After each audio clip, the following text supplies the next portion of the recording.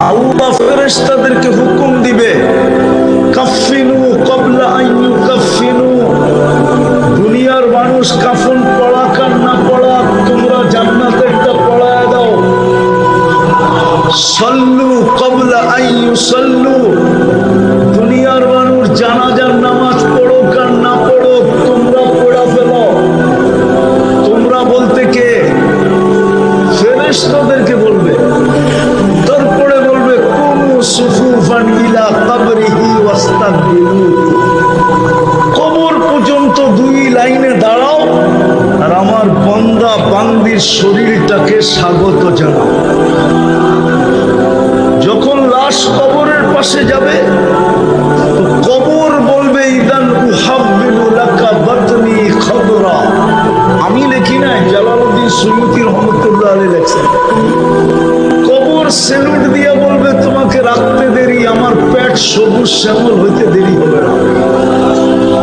ওটা কি আল্লাহর রাসূল বলছে রাউদাতুম মিন রিয়াদিল জান্নাহ, তোমার কবরটা জান্নাতের বাগান হইতে দেরি হবে না। তারপরে আমি ভাঙ্গা ভাঙ্গা বলতেছি, কবরে রাখার পরে একটু পরেই ফেরেশতা আইসা বলবে নাম কানাউমাতিল আরুস, নতুন দুলার মতো ঘুমায়া যা, কিয়ামতের দিন সকালে তোকে উঠাবো।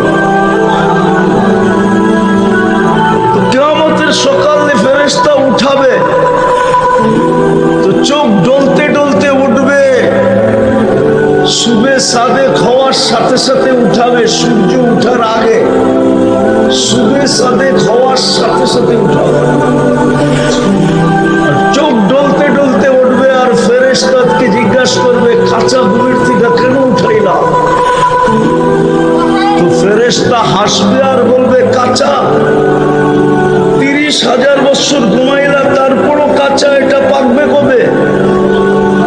কিয়ামতের মাঠ কায়েম হয়ে গেছে তো 30,000 সোনা খিদা জায়গা উঠবে।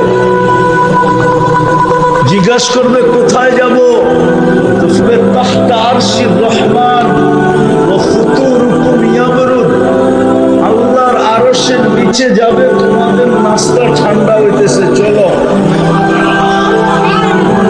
যায়া আমনা সামনা বসবে। এরকম তাবলিগে দেখেন না, দস্তরখানের দুই দিকে বসে এরকম বসবে।